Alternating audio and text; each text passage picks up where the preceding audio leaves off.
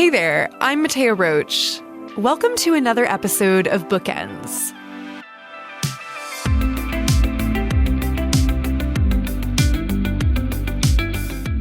You may not be familiar with the writing of Rachel Robb yet, but late last year, Rachel was named the winner of the CBC Poetry Prize. Rachel's poem, called Palimpsest County, explores what reconciliation can mean to a non-Indigenous person. It asks how we can approach the process of reconciliation and looks at some of the tensions that can emerge when doing that work. Rachel is a teacher based in Toronto, and she joined me in our studio for this conversation.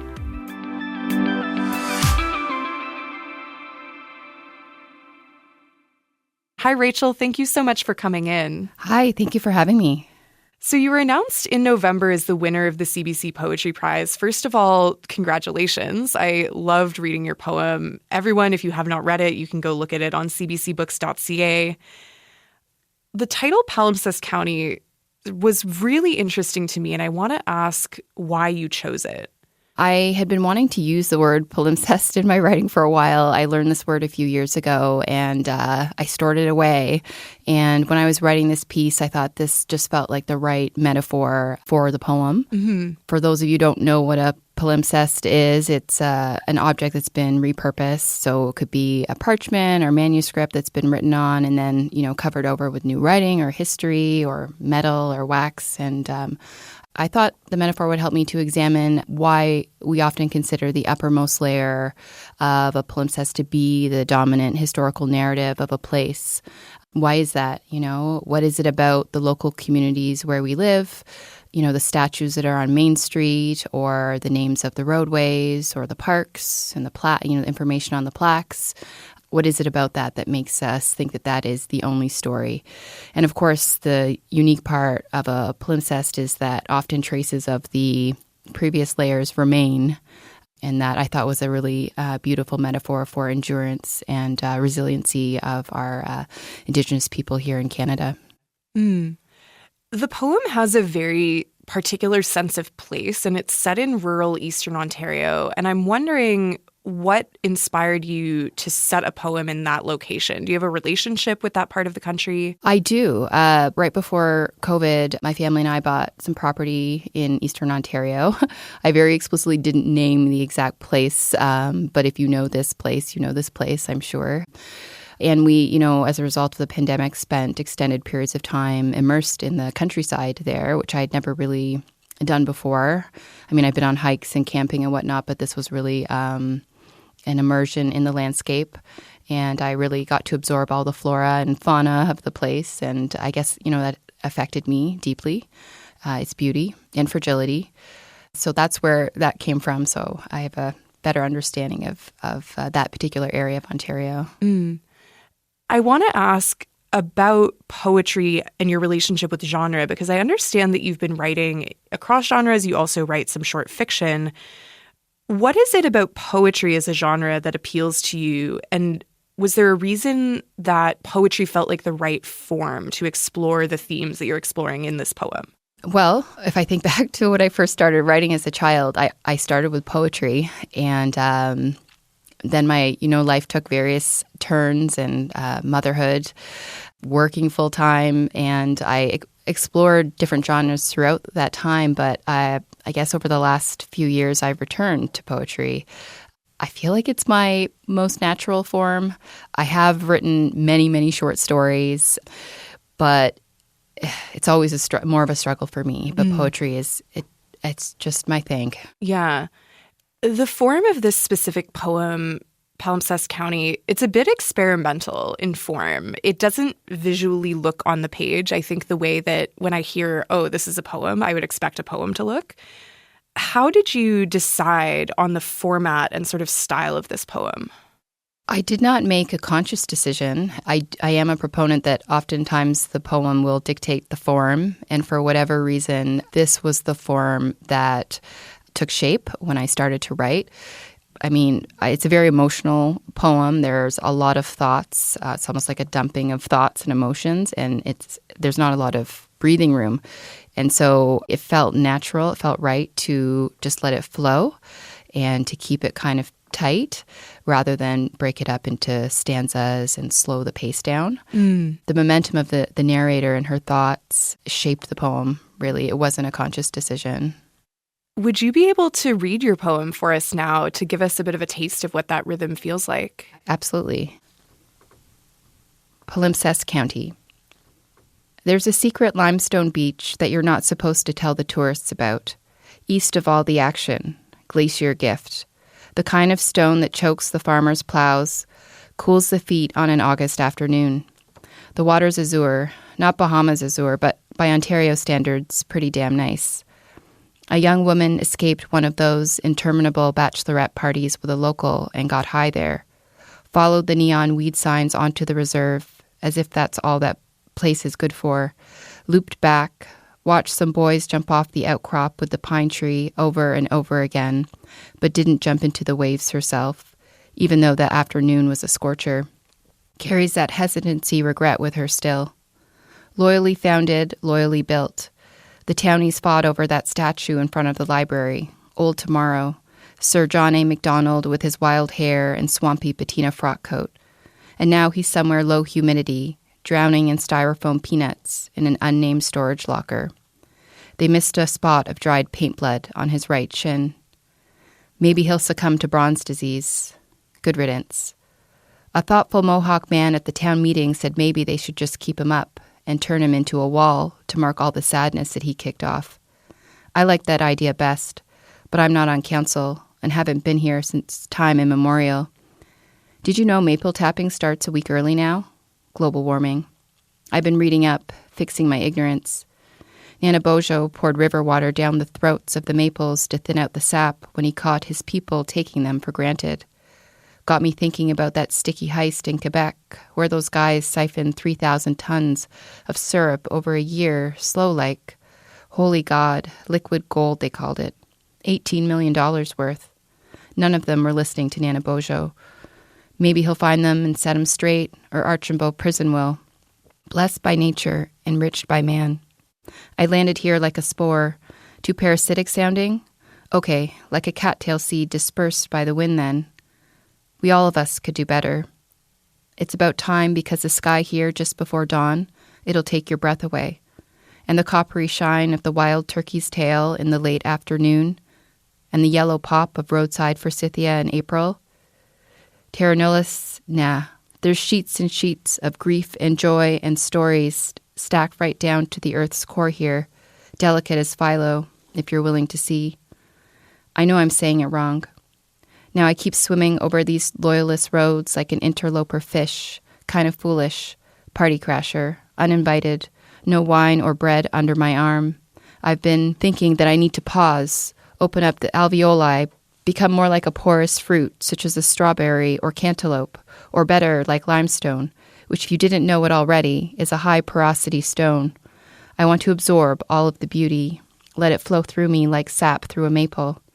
I think that's got to be a beginning, because I see now there's no such thing as a clean, hard slate with no strata, and I'm not interested in planting a newcomer flag. Anyhow, I may be tiptoeing with the timorousness of a house guest right now, but I have a love that's thorny and deep and rising.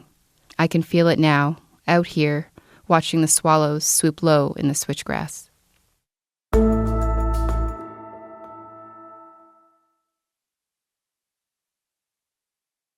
I want to return to the theme of reconciliation. I think particularly for folks who hadn't read the poem, now having heard it, it's so present. Why did that feel like something that was important for you to explore in writing? I'm an educator, as you mentioned at the beginning of the interview, and over the last year, I was set to teach the new grade 11 First Nations, Métis, and Inuit English course. So I had a lot of, unlearning to do, a lot of new learning that I wanted to take on, which I did through the help of friends and training through the UIC elders who supported the course. And as a part of that, we also looked at the good work of the TRC and the calls to action in my classes. And it was something that weighed on me and I guess had been percolating for a while before I wrote this piece. I was interested particularly in the connection between reconciliation and land. And this poem, I think, addresses that connection there. Yeah, definitely. I think that relationship is what I the most got out of it, of like what kind of relationship to the land are we supposed to have really in kind of a post-TRC world as non-Indigenous people. Mm-hmm. Did you feel that the process of writing the poem helped some of those thoughts percolate and helped you sort out maybe some thoughts and feelings about reconciliation and provide any clarity about what we're supposed to kind of do with that responsibility of being treaty people who are not Indigenous? It did. And it's an ongoing journey for me. So this was definitely part of my journey. I guess I've been thinking about how to approach reconciliation as a non-Indigenous person, and particularly, we're all in a climate crisis right now. And I started to reflect on how, reconciliation can benefit all of us.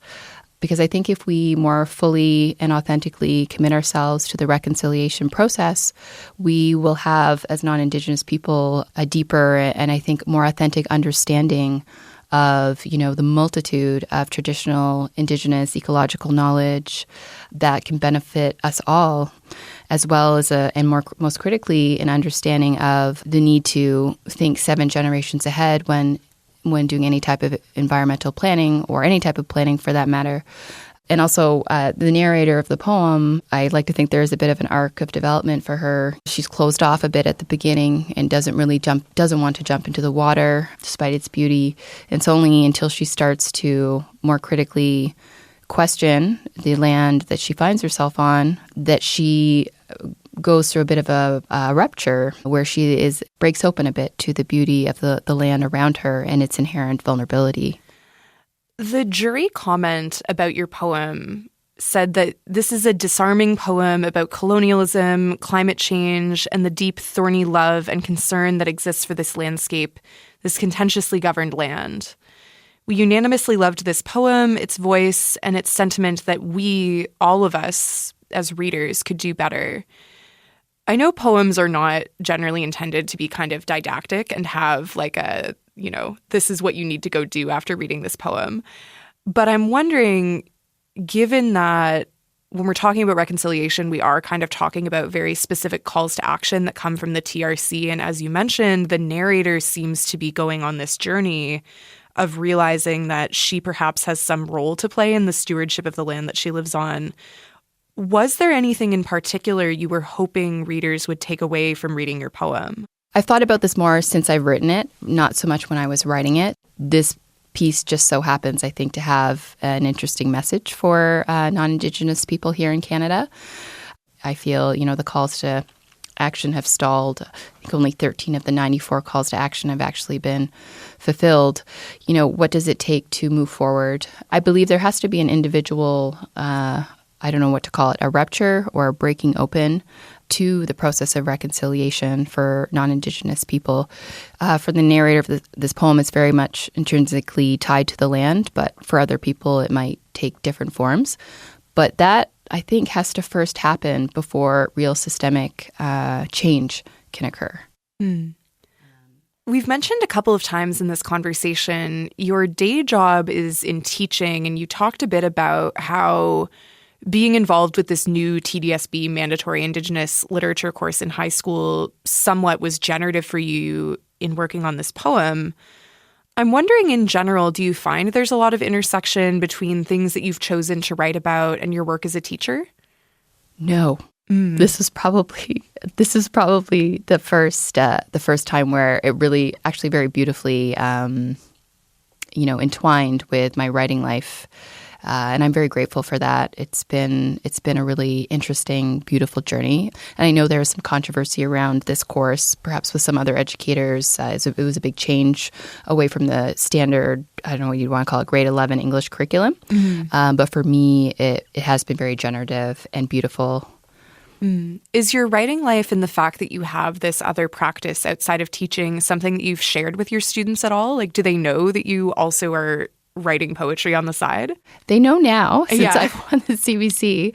I had some colleagues. I think they had my article up on the projector, and I showed them too. This was the first time where I'm like, okay, I'll let them a little glimpse into my life outside of school.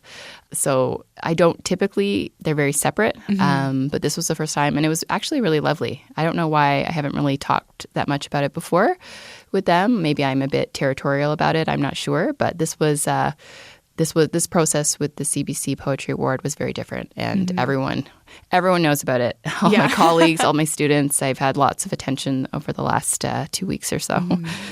Yeah, I mean, I think when I think back to teachers that I had in high school that were very impactful, often I did know about artistic pursuits that they had outside of work. Like, I had a high school chemistry teacher who was very involved in community choirs, and that was something that we were aware of, and it had completely nothing to do with his day job, but we were all always very excited about it. So I think it's wonderful that people in your day-to-day, colleagues and students have been getting behind you, as you've won this award. Yeah, it's been a beautiful experience. So one of the perks of winning the CBC Poetry Prize is that you get funding for a 2-week writing residency out at the Banff Centre. And I'm wondering, I know it's kind of early days perhaps to be thinking about how you plan to use that time, but do you have any thoughts of what that time is going to mean for you in your practice? It's going to mean a lot. I work full-time. I have children. This is a dedicated space and time to work on my writing. I don't think I've ever consistently worked for that long on writing without multiple interruptions during my day. So I'm very curious to see what it will feel like, and I'm super excited about it. Well, Rachel, thank you so much for coming into the studio. It was a pleasure talking with you today. It's been lovely. Thank you so much for having me.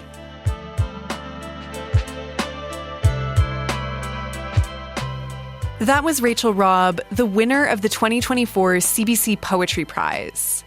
She joined me in our Toronto studio. You can read Rachel's prize-winning poem, Palimpsest County, at cbcbooks.ca. The Poetry Prize is one of 3 literary prizes offered by the CBC for aspiring writers. And another one of those prizes, the CBC Non-Fiction Prize, is open for submissions right now. You could win $6,000 from the Canada Council for the Arts, a writing residency at the Banff Centre for Arts and Creativity, and have your work published on the CBC Books website. The deadline for the CBC Non-Fiction Prize is March 1st, and you can head to cbcbooks.ca for all the details. This episode was produced by Daphne Santos Vieira with help from Ailey Yamamoto. Our senior producer is Jacqueline Kirk, and our executive producer is Aaron Balser. I also want to shout out our audio techs and the rest of the CBC Books team. We absolutely could not make this show without them. I'm Mattea Roach, and this is Bookends. You can tune in on Sundays and Wednesdays on CBC Radio or follow the show on the podcast app of your choice. Thanks for listening, and I'll see you next time. Because when the book ends, the conversation begins.